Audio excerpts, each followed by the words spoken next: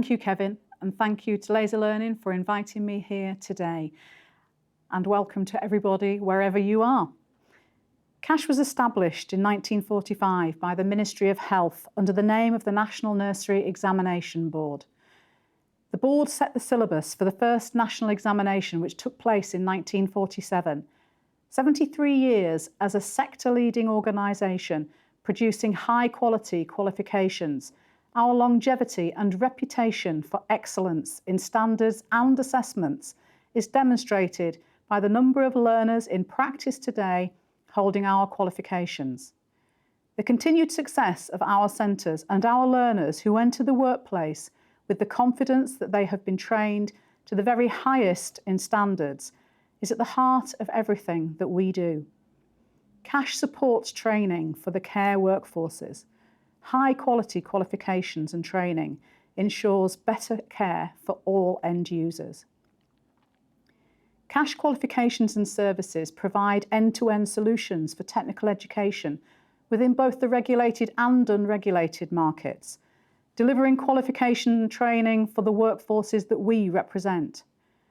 Meeting the needs of our providers, learners, parents, and end users and carers is essential to our overall purpose, influencing the lives of people through lifelong learning and nurturing their achievement.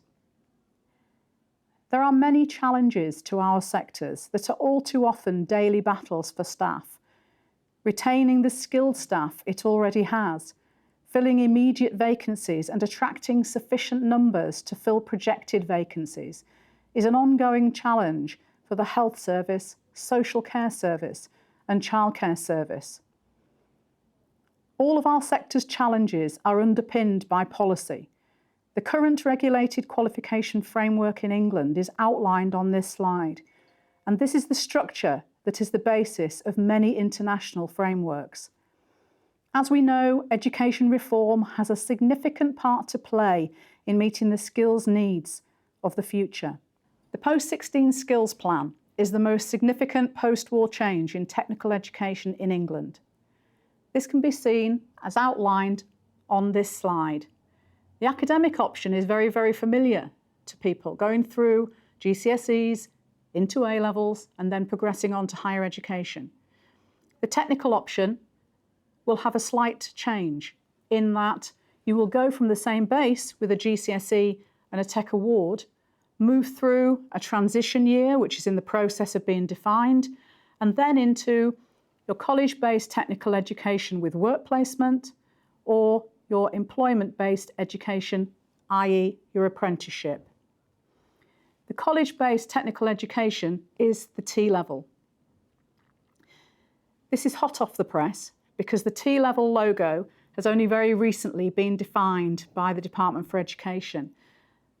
These come into play from September 2020, and it is a significant change in our sectors.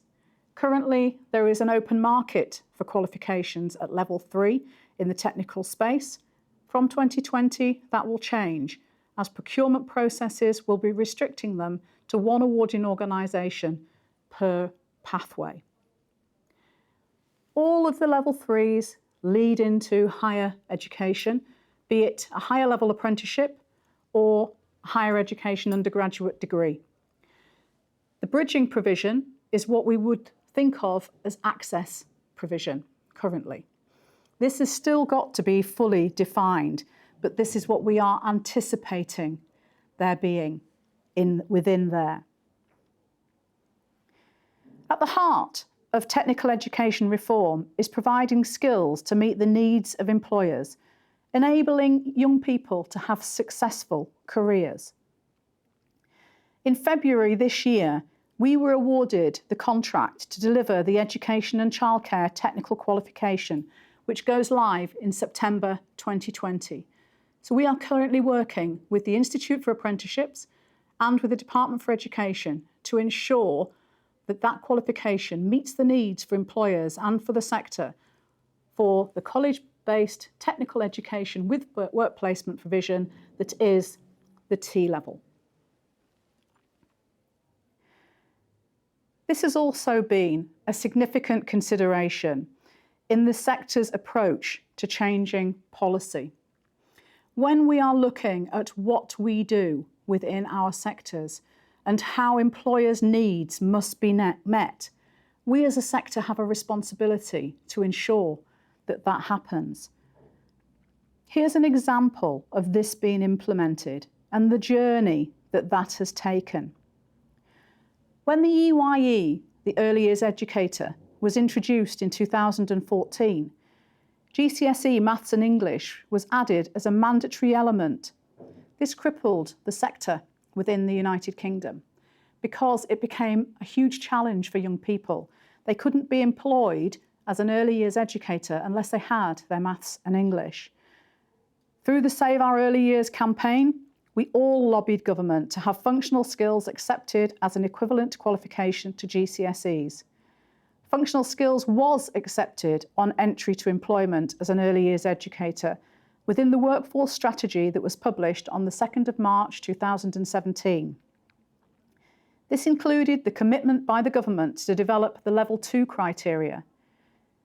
We became a member of the expert reference group, which led to the criteria being published on the 26th of July 2018. As members of the expert reference group and the awarding organisation forum, we contributed to the design of the criteria, the review of the consultation responses, and the design of the Early Years Department for Education career map that was published on the 26th of July 2018. The career map went live on the CASH website on the 26th of July. It is on the DfE's Early Years Qualification page. The qualifications listed on the approved list have changed over time. Keeping up to it from an employer's perspective is a challenge, and from 2020 they will change again.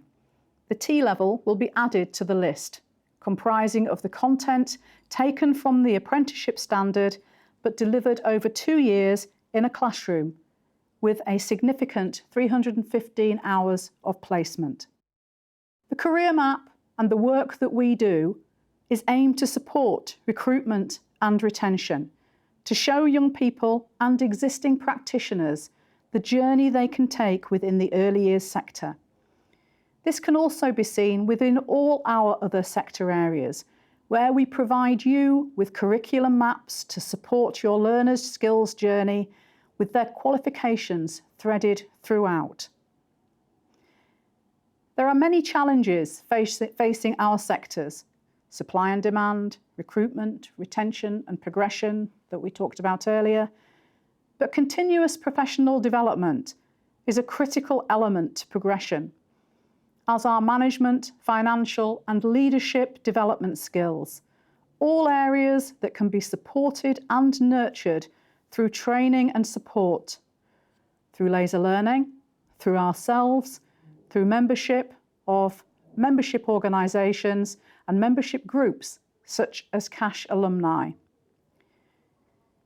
Cathy Nutt-Brown said in her review of early years provision, which led to more great childcare, the NNEB is still seen by many as the gold standard. It is that gold standard that is at the heart of everything that we do across all of our sector areas.